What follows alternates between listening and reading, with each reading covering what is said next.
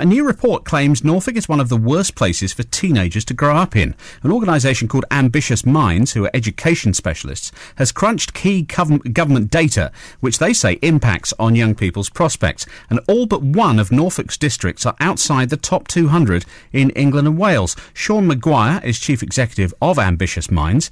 He told me how they formed the rankings. The data, Mark, all comes from publicly available government sources.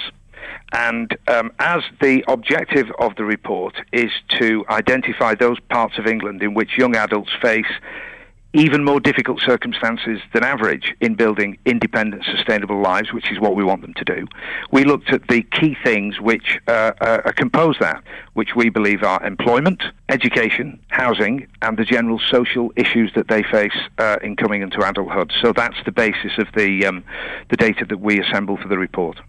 And whichever way you cut it, Norfolk comes out badly. Well, I think the way to put it is that there are certain parts of Norfolk that are not performing very well by that criteria in the context of our report. I do want to stress that, in case anyone thinks we're attacking the fair county of Norfolk. We're not. We're saying, for example, if you're a young person in Great Yarmouth, that the average GC point score is amongst the lowest in the country. Only 1 in 8 students who complete sixth form at state schools go on to one of the top 30 universities.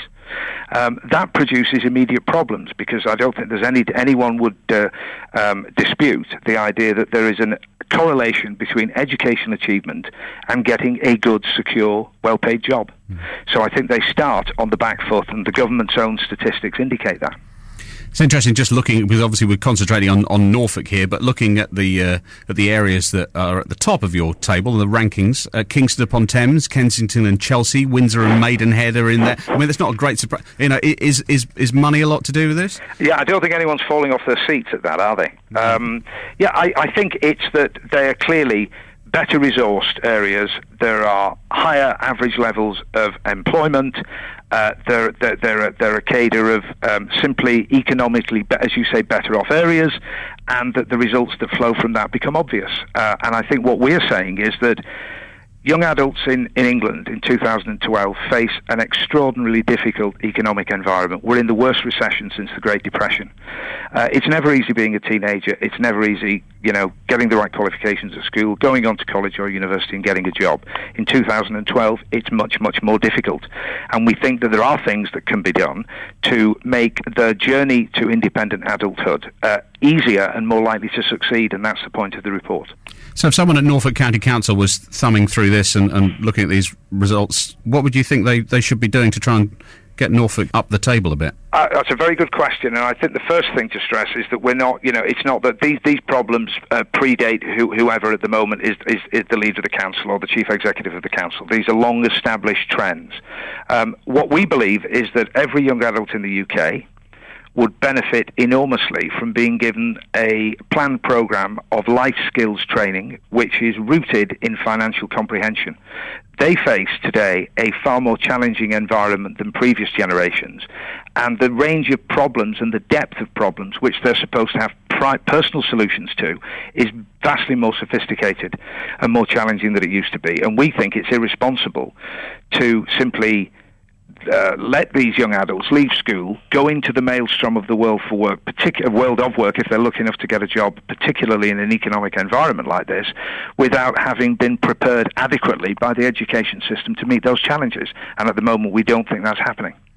And if a teenager is ambitious, do they need to leave Norfolk to get on in life? No, I don't think that that would be, I suppose, a private decision of theirs, but I would very much desire, as I think anyone would, that people are able, wherever it's possible, to seek work in their home areas.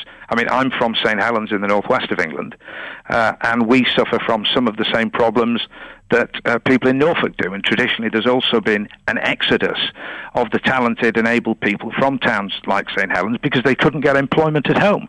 Now, that's not something I think that the local authority in either of those places can do much about. But what we're saying is, wherever those young adults find themselves, that they are equipped with a set of skills that allow them to build a sustainable, independent adult life.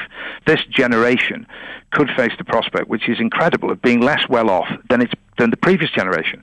Well, that's been something unknown in this country really since the end of World War II. And that has consequences for all of us. That's Sean McGuire, who's Chief Executive of Ambitious Minds. We're listening to that. Chris Starkie, Programme Director of the New Anglia Local Enterprise Partnership. And Chris was previously in charge of shaping Norfolk's future. Evening to you, Chris. What's your reaction to the report? Evening, Mark. I thought, well, it was interesting to read the report, and then interesting, really, to hear, in a sense, the human voice behind the report, and and Sean's take on how Norfolk fits into the whole thing, really. Do they have a point? Well, I think they do have a point. It's interesting the data and statistics they've used. You could take issue with any report and any stats and so on, but education, employment, housing, and social elements are all pretty important if you're a teenager. I suppose if they'd also added in quality of life and crime into the statistics, Norfolk would have done rather a lot better. As we know, Norfolk is actually the safest county in the country crime-wise, and quality of life is very high, so they didn't include those stats in, which would have changed things. I did actually put that into, because we did record quite a long interview, and we had to obviously cut it a little bit shorter, but I did mention, there's low crime, we've got nice countryside in Norfolk. He said, well, actually, the things that they checked, education, employment, housing, were probably more important to a young teenager or a young person growing up. Yeah, so I wouldn't dispute that, and the fundamentals are that our education system is improving, but has a way to go. Our employment opportunities have been limited, but are improving, and housing and social issues we didn't fare quite so badly on as if you look at the data in the tables. I think one thing that's certainly true is geographic isolation is an issue, because if you look across the report, places like Cornwall, the northeast, the northwest, coastal areas fare poorly, because actually you are, in a sense, physically at the end of the line. Your chances and your opportunities are restricted by physically where you live. So, improvements to rail, road, broadband, better connectivity that's why for us that's so important, plugging us in really into the mainstream. And employment opportunities. The focus of ourselves and our partners, the County Council and others, is about trying to ensure that we maximise the employment sectors that have potential. So the enterprise zone, in Great Yarmouth and Lowestoft, the renewable energy sector, the green economy. These are areas which have real opportunities for growth and for jobs right here in Norfolk.